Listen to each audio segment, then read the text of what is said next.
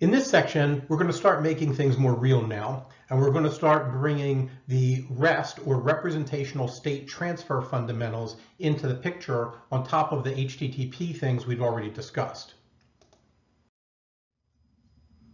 So REST is an architectural style that has very broad reach.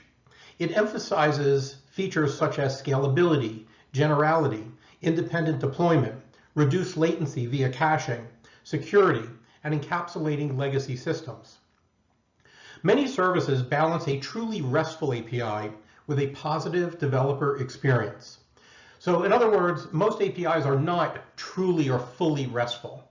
They are RESTful-ish, and we try to balance that with a positive developer experience. When you're thinking about REST, you define your service's resources and are typically as a collection of items, like users. And that would be a collection of users. And then you put a Jeff user in there, or a Aiden user in there, or a Grant user in there, and those would be the items within the collection. These resources are state, so think in terms of nouns, right? These are things like a user is a noun. Do not think in terms of behavior. With REST, the general behaviors are create, update, get, and delete. Your standard CRUD operations, create, read, update, and delete, are your typical behaviors that you put on top of these resources. And determine your hierarchical URL paths to expose your resources. So spending time on what your URL looks like to expose these resources is a critical thing that you really should be investing a lot of time in. Partially because URLs to resources identify that resource. It's a way to get to it. It's a locator. And the URL should be stable over time. That is, a customer might use our URL to create a resource today, and then 100 years from now, that URL should be usable in order to go and read that resource back. So the URLs are typically stable over long periods of time. And it's important to consider that.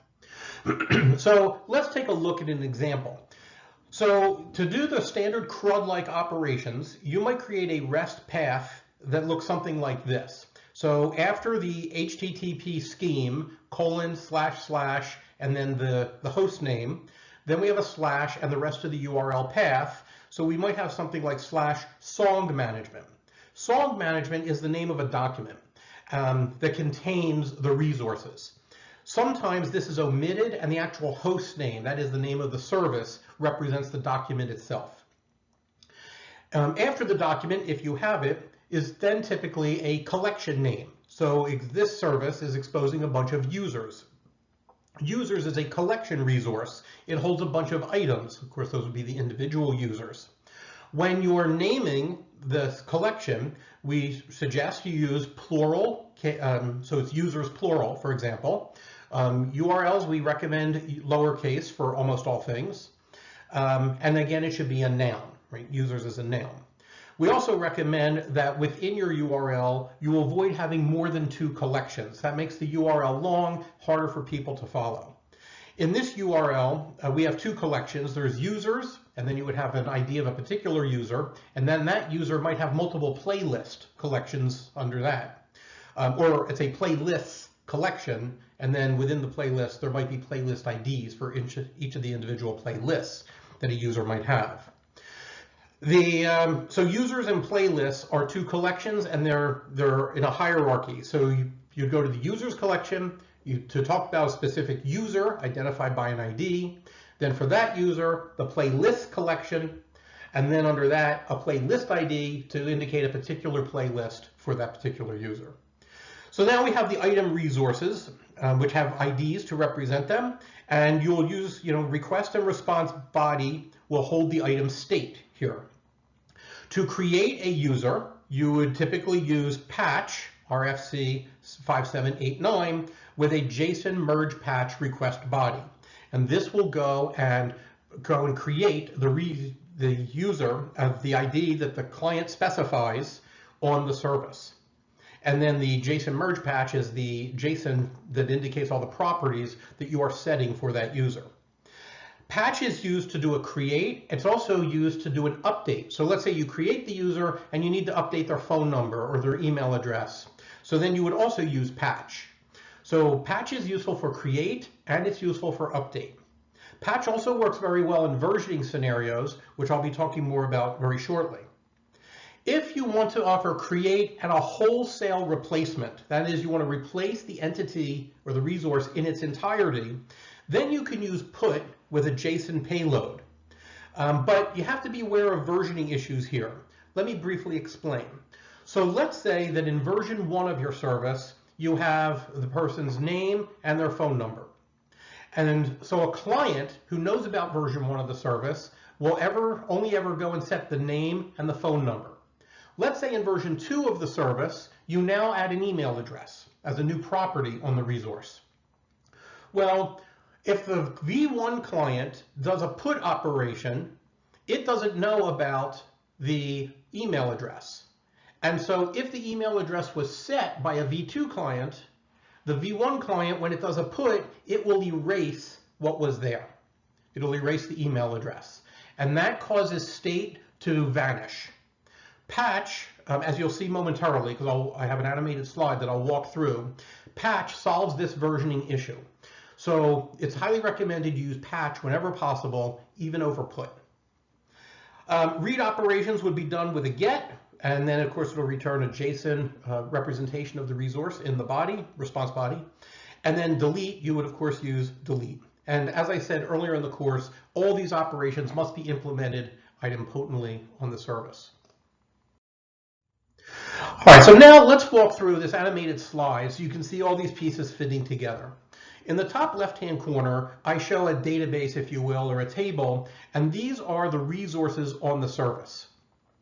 And the service has defined that each resource has several fields on it, like an airport code in this example, a creation date when the resource was created, the number of runways that this airport has, and the number of takeoffs per hour that this airport is experiencing.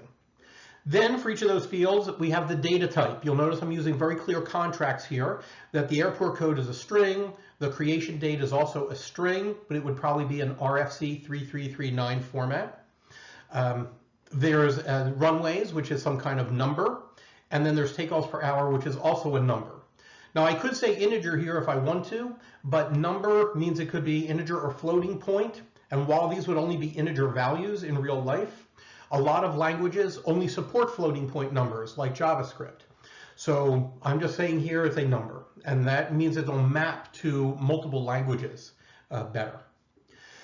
Then I indicate for each of these fields what it is set by. So the airport code is set by the client.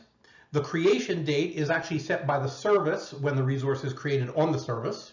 And the number of runways and takeoffs per hour, these are values that are set by the client. Then I have a mutable indicate once the resource is created, can this field be mutated or not? So the airport code cannot be mutated because it is the key, it is the ID of the resource itself. The creation date can't be mutated. Once the resource is created and we record the date, that never changes over the lifetime of the resource. Then we have the number of runways, because over time an airport can increase or decrease the number of runways it has. And of course, the number of takeoffs per hour at any given airport is very dynamic. And then I show, I do have an asterisk here to call out that it's recommended that you minimize the amount of immutable fields so that customers don't have to delete and create. So if you had some other immutable fields here, probably not creation date, but something else that you marked as immutable, if the customer wants to change it because you marked as immutable, they can't. But what they can do is they can delete the resource and create a new one, and that gives them the ability to change it. Well, if that's okay for your service, then you might as well just let the resource or the field be mutable in the first place. So try to minimize the use of immutable fields. All right, so I already have a resource that's inside this table, this collection, if you will. SEA is the airport code for Seattle Airport. And let's say it was created on September 1st of 2020. It has 3 runways, and the number of takeoffs per hour is about 810. Now let's say that a client wants to go and add another resource to this collection. So to create the resource, here we're going to create LAX, which is the Los Angeles Airport. I'm going to do a patch operation from the client to the airport's collection to create a entry whose key or identifier is LAX. And in the payload here, I'm specifying that the number of runways field is set to 4.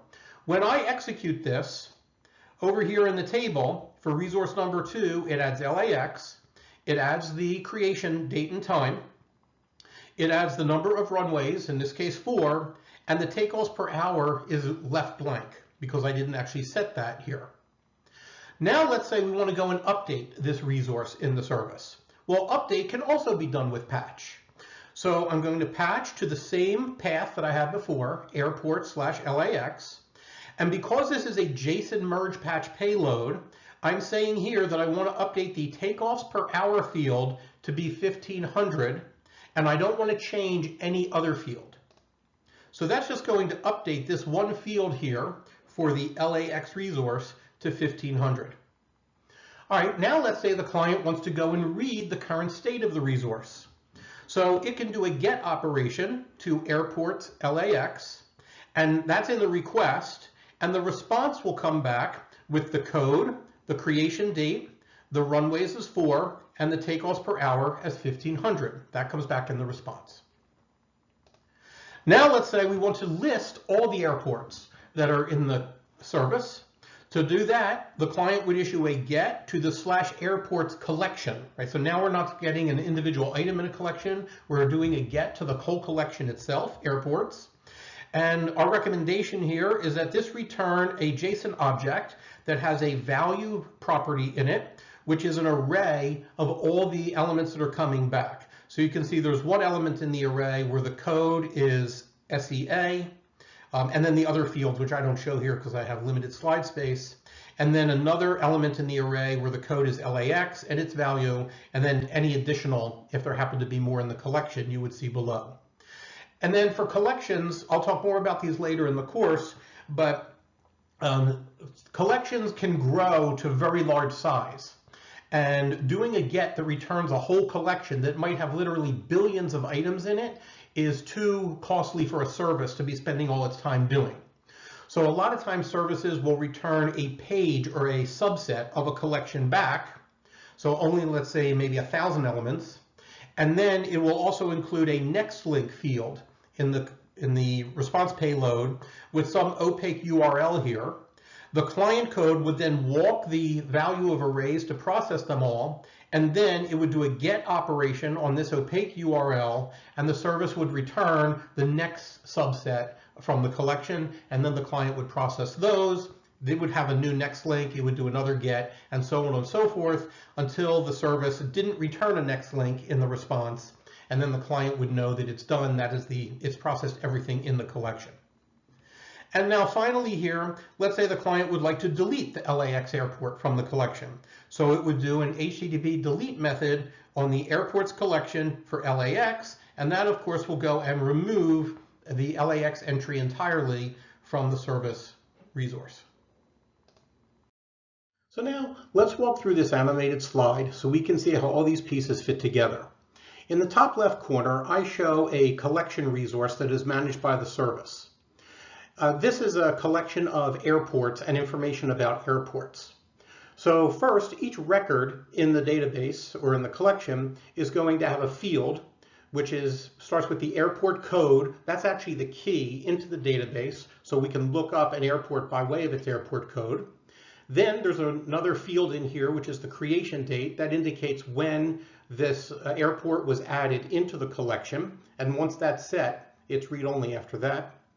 Then we also have for each airport the number of runways that are available at that airport. And then we finally have the number of takeoffs per hour is another field that we maintain for each airport. You'll notice that after the name of each field, I then specify the data type for each field. So airport code and creation dates, those are stored as strings. The creation date would probably be stored as an RFC 3339 string so that we have our contract that is maintained between the client and the service as to the format of that string. The number of runways and takeoffs per hours, I put them in here as numbers. Now you could say integer, but when these go over the wire as JSON, JSON has the concept of number, and some programming languages do not even have the concept of integer, like JavaScript, for example. So by using number here instead of integer, I'm kind of making a nod to the idea that this is going to be language agnostic as the clients go and consume this information. My next piece of information that I recall about each field is whether that field is set by the client, which is true in the case of the airport code, the runways, and the takeoff per hours, or whether that field is set by the service when the resource is created or managed by the service. And then I have this mutability row. The mutability row I'll talk more about on the next slide, but I'm indicating here if a field is marked as create, that means that that field has to be specified at creation time. If the field is marked as read, that means the client never sets this field, but the client can only ever read this field from the service. If the field is marked as update, that means that the client is able to modify these even after creation time. So in this case, the airport code, once it is set in stone and can never be changed. But over the course of an airport's lifetime, they may add or remove runways from the airport, so we can update that number. And of course, the number of takeoffs per hour at that airport may change, hourly or daily there if it's an average.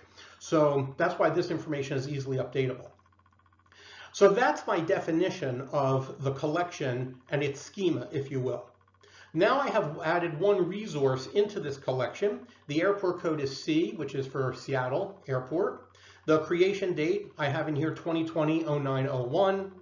The number of runways I have in here is 3, and the number of takeoffs per hour I have in here is 810. So now that you have a sense of this collection that we have up on the service, we're now going to look at the REST APIs to go and manipulate this collection and the resources within it. So the first operation we're going to look at is, let's say we wish to create a new airport resource in this collection for LAX, that's the Los Angeles airport.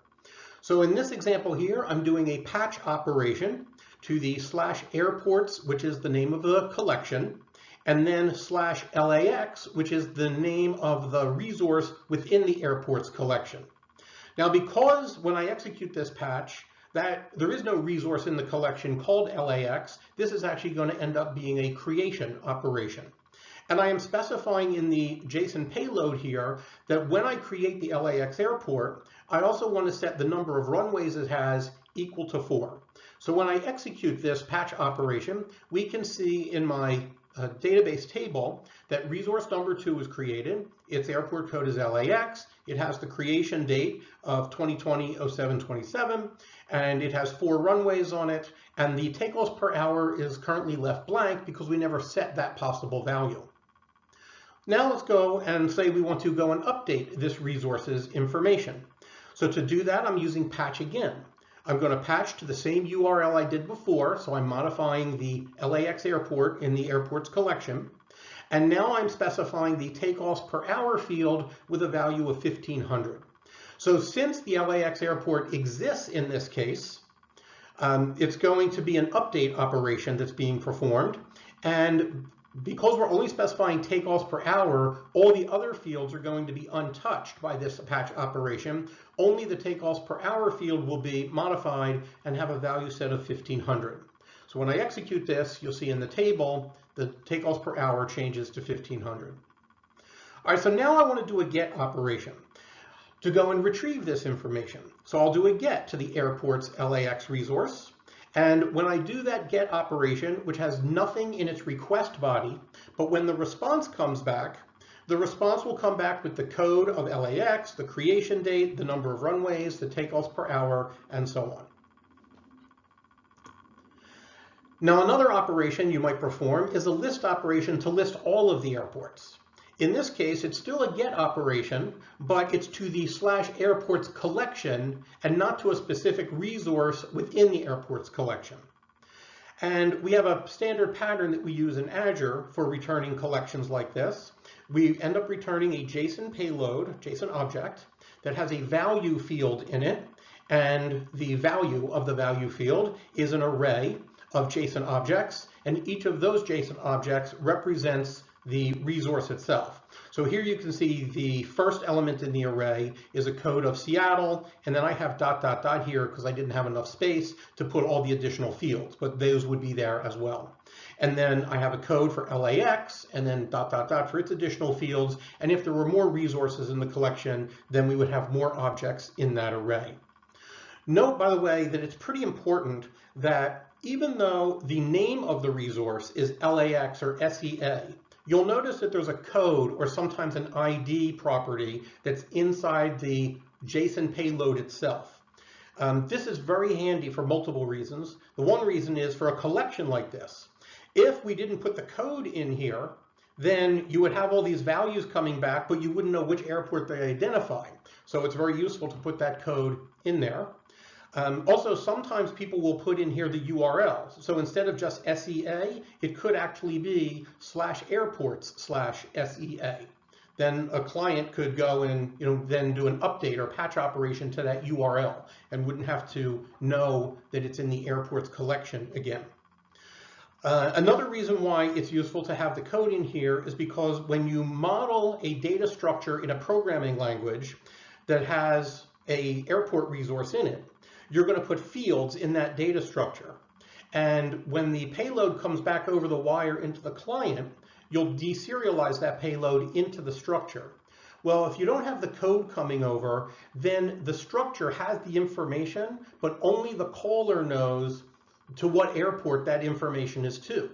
If you now take that structure on the client and you pass it around throughout your application code, there's no way for the other code to know which airport these other fields apply to. So it's very handy to put the ID of the resource inside the data structure itself. That's very useful for debugging and for other pieces of code to be able to manipulate this resource in the future. Later in the course, I'll talk about collection classes and how each of these gets really returns a subset of the collection, because the collection could have millions or maybe even billions of records in it, and we just can't have a service spending all of its time returning billions of records for a single client. That's not a good use of our COGS, or cost of goods, running the service. So services tend to return segments or portions of a collection with a next link field. And then when the client has processed that subset of the collection, it then does a get to the next link to go and get the next subset. And for the last subset or segment of the collection, the next link field would be missing. And that's how a client would know it had completed iterating over the entire collection. Finally, this operation here shows how to delete an airport resource. In this case, I'm deleting LAX. So I do a delete HTTP method against the airports collection and the LAX resource within that collection. And when I execute this, that row in the table now gets destroyed and it is completely gone. Now I'd like to talk a bit more about the JSON resource schema and field mutability. For any given URL path to a resource, you'll define a JSON schema. That will get turned into some data type or structure in a client library that a customer might be using. And we want that data structure to be the same one that's used for all of the HTTP methods that talk to this kind of resource. That is patch, put, get, delete, and even when getting the items of a collection. In other words, in our client library, we wanted to find one SDK type or data structure, and we want it to be used as the output when doing a get operation, and we want it to be used as the input when doing a patch or put operation. This allows the customer or the client code to easily get something, modify some fields in it, and then go and patch the thing right back. For a patch or put request, it's common that a subset of the fields will be sent to the service. So as you're designing your resource schema, you want to mentally associate with each field whether it's a create field, an update field, or a read field. And based on this mental connection that you've made with the field, you need the service to have special behavior. So let's walk through those. If you have marked a field as create, that means that the service honors the field only when creating a brand new resource. You want to minimize the use of creation-only resources in your schema, because that means that once a customer has set it, they can never change it. So what customers tend to do is they tend to delete the resource and then recreate it from scratch in order to change the create-only field. And we don't want to force people to have to do that. We want people to just be able to modify whatever they can. It's very common, of course, for the key or the identity of something to be, of a resource to be created and never mutated after that. And we want to make it so that's the only one, if possible, and no other fields are marked as creation. A field mutability of update means that the service honors the field when creating or when updating a resource. That means, of course, that the field can be changed over the lifetime of the resource, and customers really like this when this is possible. And then read means that when the read field is sent to the service, then the service should fail the request, because this is a field that the service owns control of. And it sees that the client is trying to change the value of this field, and the clients are not allowed to do that. We don't want to silently fail on the server typically. We typically want to fail and let the client know it failed. That way the client knows that this value is not accepted by the service. We wouldn't want the client to think, oh, I'm trying to change this creation date of the airport, for example, and it gets back a 200 saying okay, when in fact it didn't change the creation date at all. And so read-only fields are typically returned in a response and are typically not sent to the server back in a request. Now let's talk about how a service goes about processing a patch or put request. When a patch or put request comes into the service, it would walk through these tests that I show in the table on this slide. The first thing is, if this is a patch or put request, the service would make sure that any JSON field in the request payload, its name or its value, if it's not known or not valid, then the service would immediately return a 422 unprocessable request, because the JSON doesn't make any sense to the service, so it should fail immediately.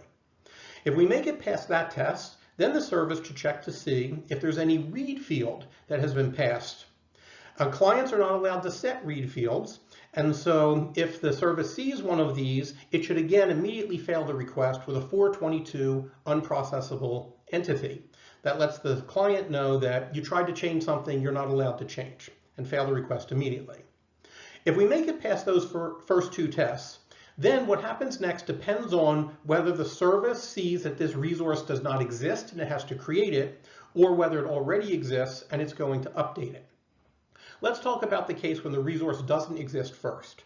In this case, regardless of whether it's a patch or a put, the service would check to see if there's any mandatory create or update fields that are missing from the JSON payload. So if there's some field that's required to create a resource but it's not there, then again the service would return a 422 unprocessable entity back to the client. If we make it past that test, then finally everything is good. The service can go and actually create the resource, setting any of its fields based on what was passed in create or update fields to the service, and then ultimately the service would return a 201 created back to the client, so the client knows everything was successful and the resource now exists up on the service. Now let's talk about the case where the request comes into the server. It did the first two tests successfully, but now it has found out that the resource already exists. In this case, the service is not going to create it, it's going to update what is already there. What happens next depends on whether it's a patch or a put operation. If it's a patch operation, the service would check if there's any create fields that were passed in the client, whether they currently match or do not match the field that's in the resource itself. If the fields do not match, so what was sent by the client does not match what's in the service, then the service should return a 309 conflict indicating to the client that you're trying to change something that you're not allowed to change. However, if the field is a create field that's being sent over the wire and its value matches the current value, then we want to consider that a success case. And the reason is because this allows retries to happen. All right, a client might try to do a patch operation to update a resource, and maybe the client times out, and so it retries the patch operation again. Well, we want it to be successful ultimately with doing this, and so if it's trying to create or pass create values in, we want to make sure that if they're the same value, so it really wouldn't change it anyway, we're just going to let it go and say it's okay. Then if we make it past that test, we're all set to update the resource using this patch operation. And so the service should go and update the resources fields using the update fields that came in from the client. And then ultimately the service would return a 200 OK back to the client, indicating success. If the client is doing a put operation instead of a patch, then the service would then check the put to make sure that any mandatory create and update fields are missing. And if any of them are missing, then the service would return a 422 unprocessable entity. You have to remember a put, the concept there is a wholesale replacement. It's kind of the equivalent of doing a delete followed by a create, or a delete followed by a put. So for puts, the client is always wholesale replacing the resource that's up there with whatever's in the put. So if a resource requires certain things like create and update fields, then the service has to make sure that they're passed in the put request in order for this to succeed. If all the mandatory fields are there, then the service would go and overwrite the resource entirely, right? Because that's what I said, put is a wholesale replacement. So the service would overwrite the resource that's there entirely using the new create and update fields that were passed by the client. And then the service would return a 200 OK back to the client, indicating that this resource has been put successfully up to the server.